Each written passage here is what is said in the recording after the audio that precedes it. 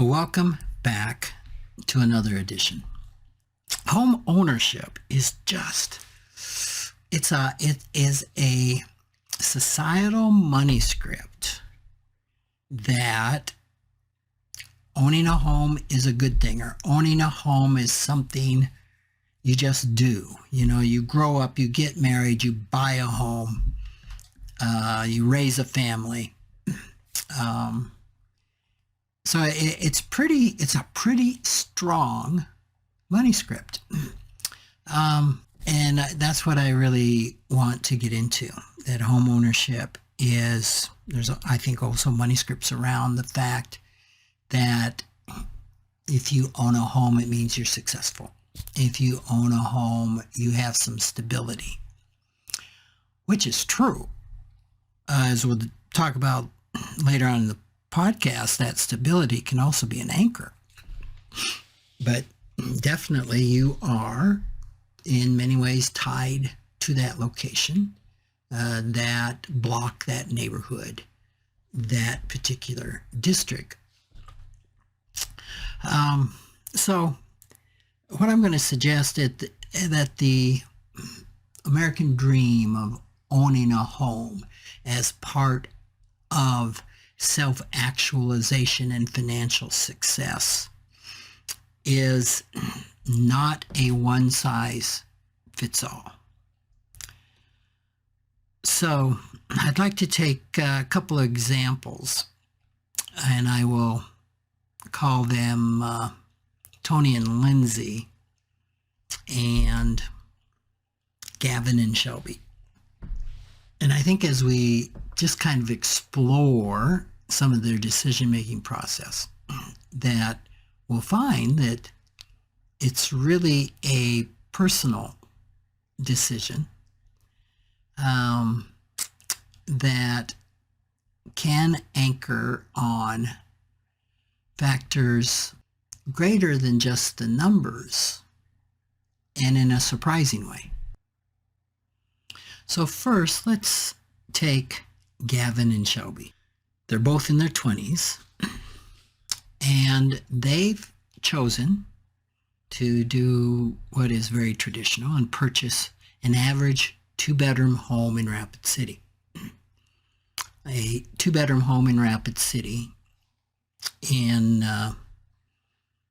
the beginning of 2024 was $267,000.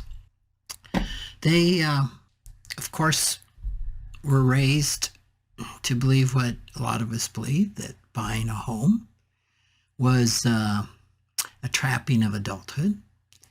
It was the thing to do, and they really look forward to making this purchase as they set up a household.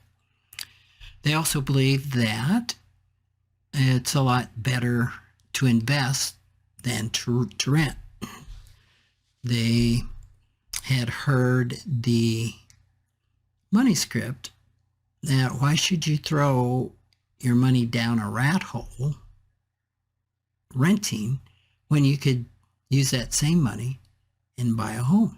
As they were considering their decision, they looked at maintenance of a home is just something that comes with it. You know, you mow, you shovel snow if you're in Rapid City. You repair things that break, replace things, you know, hot water heaters wear out, heating systems wear out, and that all of this were just dues to be paid as part of home ownership, and they are. So they put $30,000 down that they had saved on their home, got a loan at 6.4% for 30 years. Their payment was $1,960 a month, which included taxes, insurance, PTI, and of course the principal and interest. And did the calculations that in 30 years their loan would be paid. That would be sometime when they were in their 50s. And if history is something that we can count on, which we can't assuredly count on it, but it's pretty good indicator. History shows that the average home nationwide over the last 30 years appreciated at 3.5%. And if we apply that to the $267,000 home, their home will have appreciated to $762,000, which certainly isn't bad. We've heard that story over and over and over again of how people's homes have gone up, double, triple, sometimes even quadruple of when they bought it, depending on the time that they held it. Then we have another couple, Tony and Lindsay. They too are setting up housekeeping in Rapid City. They too are both in their 20s, and they too decided they needed a 2-bedroom home. But they ran some numbers, thought about what's important to them in their lifestyle, and they decided to rent an average 2-bedroom apartment in Rapid City, which would run about $1,300 a month. Now, their apartment doesn't have the grandeur of owning a home. Some of the emotional benefits of owning a home, which are this instinctive, like a nesting, a need for some, and of course all the money scripts that we've already talked about. They prioritized experiences over spending many weekends a year maintaining their property, which would include mowing, shoveling snow, painting, just all of the repairs and the maintenance that you often do yourself rather than picking up the phone and calling and paying somebody to do it, which is certainly an option for all of these things. But sometimes doing it yourself is a little bit more timely, like shoveling or running your snowblower when you have 6 to 12 inches of snow and you want to get out of the driveway now. So here's where it gets interesting. The difference between renting and owning, plus what they will spend on maintenance, is $955 a month.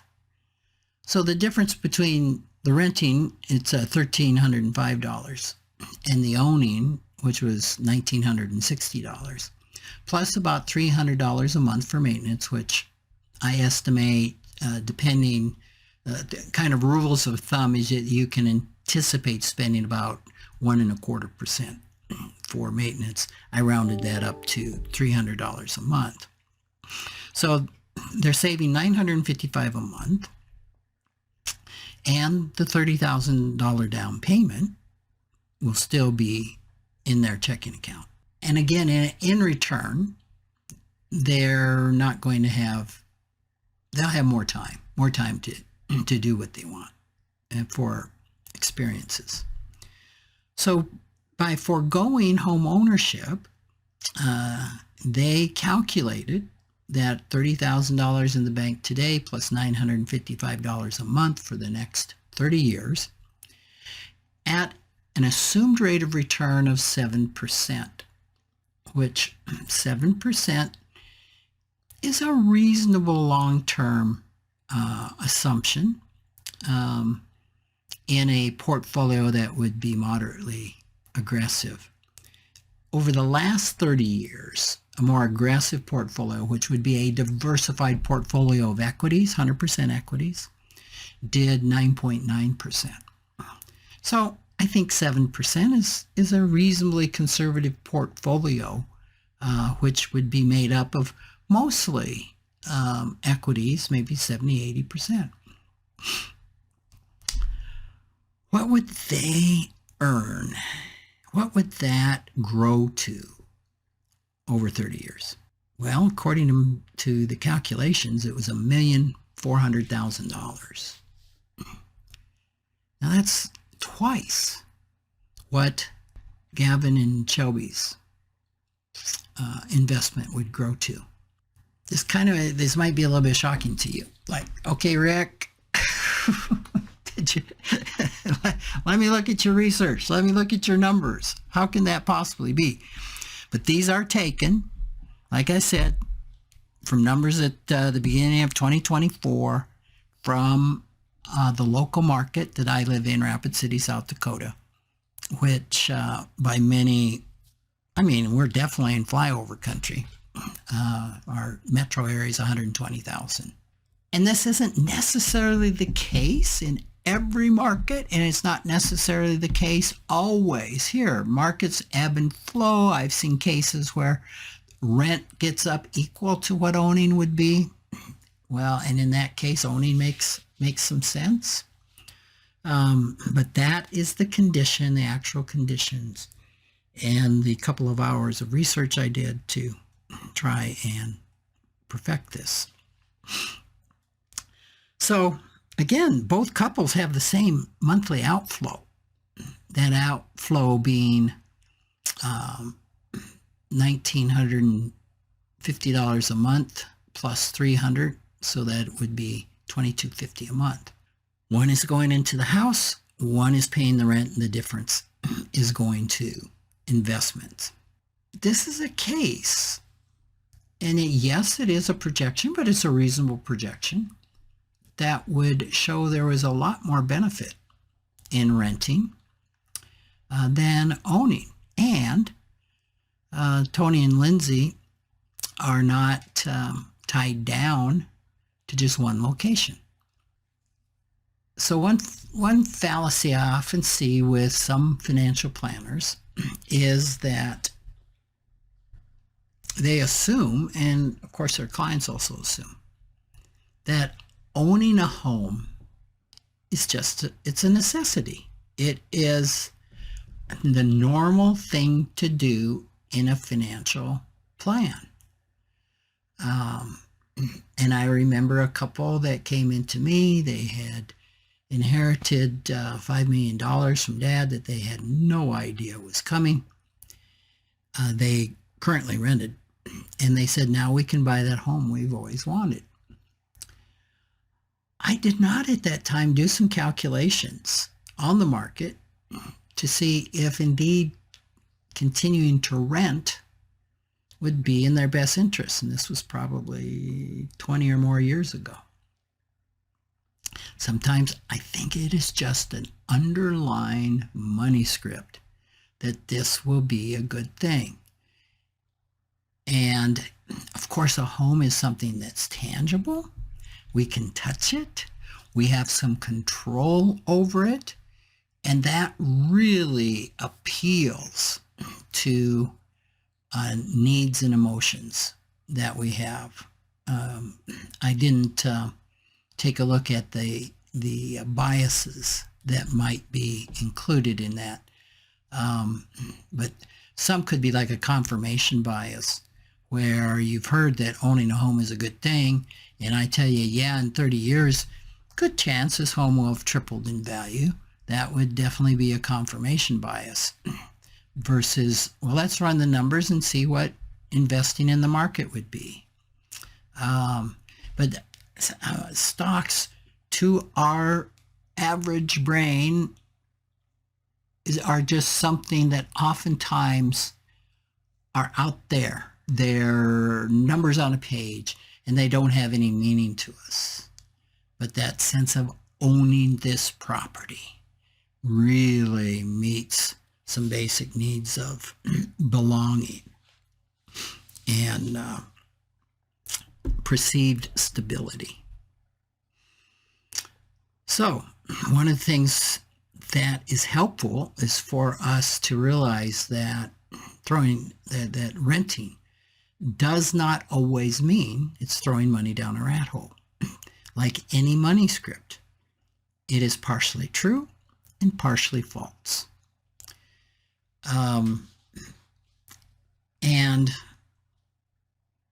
continuing to rent is not necessarily a poor financial decision.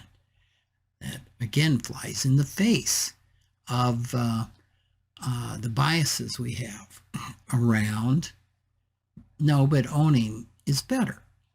Owning does not mean that inherently that it's a wise decision when it comes to finances or financial. I think what comes to mind, and I've written a column on this in the past, is Elon Musk used to own a lot of homes. And Elon Musk is the multi-billionaire that owns Tesla and that bought Twitter. And at one time was the richest man in the world. I think the purchase of Twitter did not do well financially for him.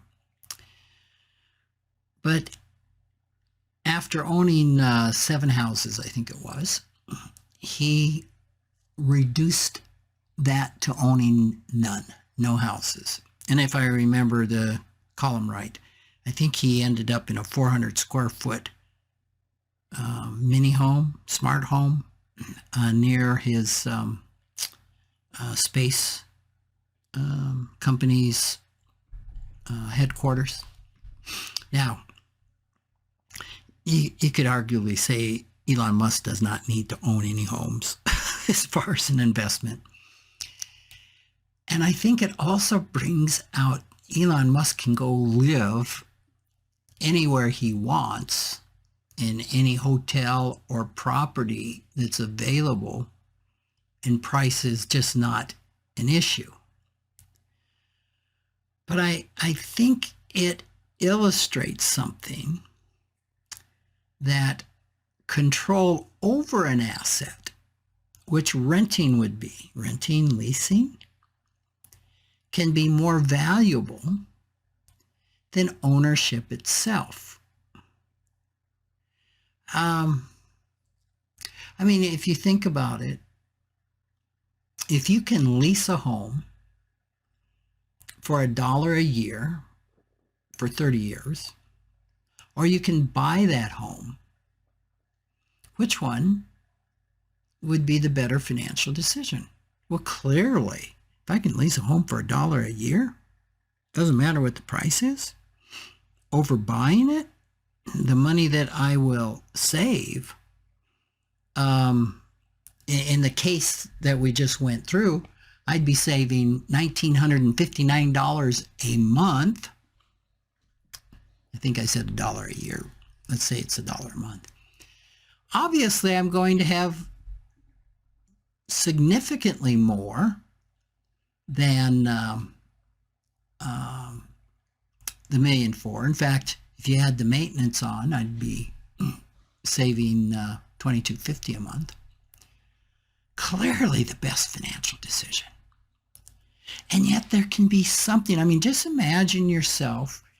I can rent this home for $1 a month. It isn't mine, but I do have a 30-year lease, but in 30 years, I'm out. I'm gone.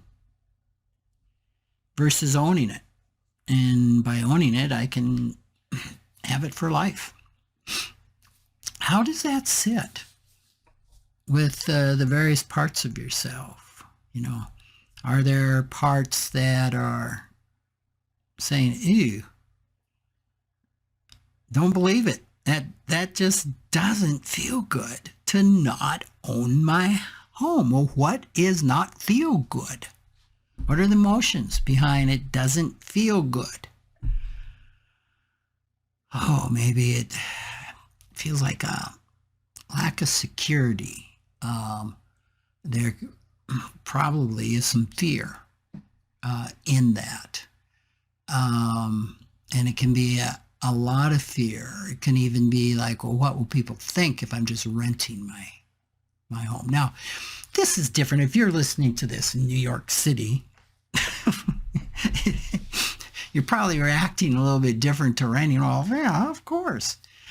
Versus Rapid City or many of the smaller cities or suburban areas where home ownership is more ingrained. So I want to introduce the idea that control is more important than ownership. And probably if you're like me, when I first stumbled onto this, it may take a little bit. You can control real estate by having an option on the property. There's a number of ways you can control real estate, but not own it. And the same thing extends beyond home ownership to leasing a vacation home, leasing or owning a vacation home. Typically, leasing is far more financially profitable. Same with a second home. So there's a number of things, renting tools, renting anything. Typically leasing a car. When I've done the numbers on leasing a car, they rarely work out in favor of leasing. So there's not a one size fits all. You got to do the numbers on everything. So by saying all this, I don't want to leave the impression that renting a home is always the better decision over buying. It just isn't. The decision to whether to rent or buy is pretty nuanced. It's pretty circumstantial. It's pretty contextual to the local market and what is happening in the here and now. But my point of all this is typically our emotions don't even consider renting. I remember a young financial planner that worked for me for a year or so. And he moved here to Rapid City. And he immediately found a place to rent very near the office and purchased a duplex. And I scratched my head at that, like, why? Well, in the end of the day, I think he moved in a year or two, and we did the numbers, and he came out a lot better renting and purchasing the duplex. So the key is we need to be open enough. We need to ask those parts of ourselves that have such strong beliefs that we don't even question that belief, to just step back a little bit and allow us to wonder, to run the numbers, to look at the here and now, to see if that's really true for us right now.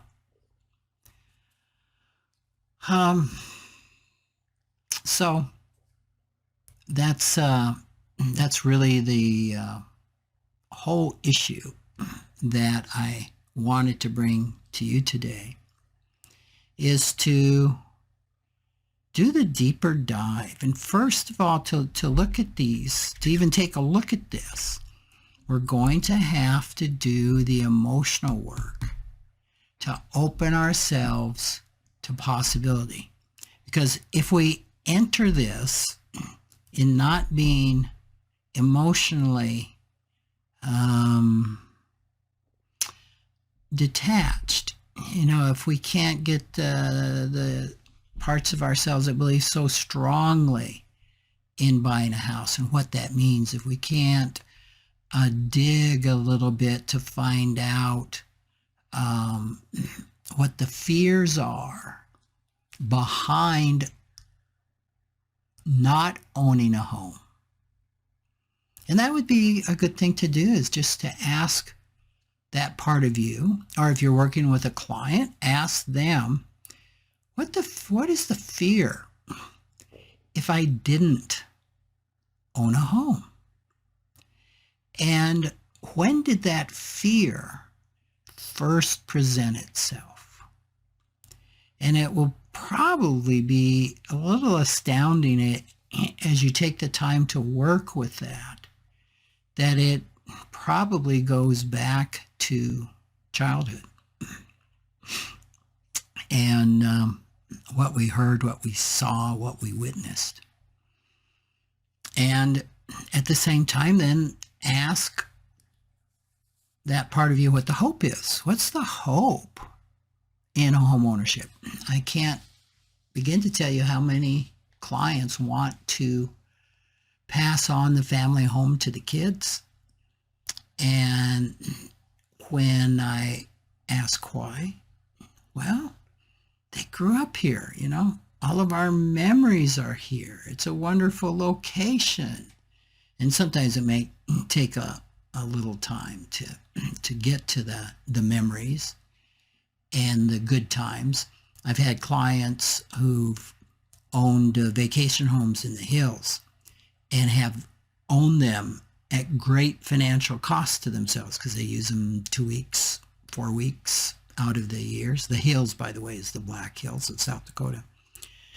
And I remember one couple that was just being tipped over. The cost of maintaining that home in the hills was like $4,000 a month. That's $48,000 a year for 2 years of 2 weeks of work of use. And it was that deep emotional hook of this. There's so many warm and rich memories of this space. So it can take a lot of courage to take a look at what's the fear if we let go of that. It could mean we're letting go of those memories.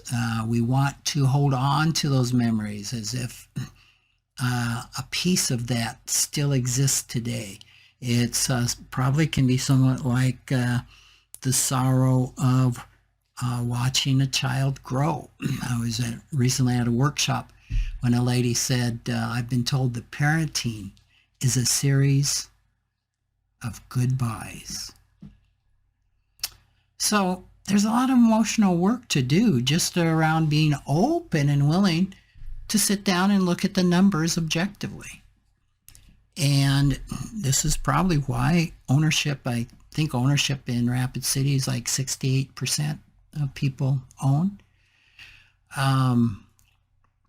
So that's my encouragement to you this week, is to just take a look at your biases. Doesn't even have to be on home ownership, but what are the financial biases? What are the financial money scripts that you don't even question? And maybe the willingness to get some more information. And in this case, get more information about renting.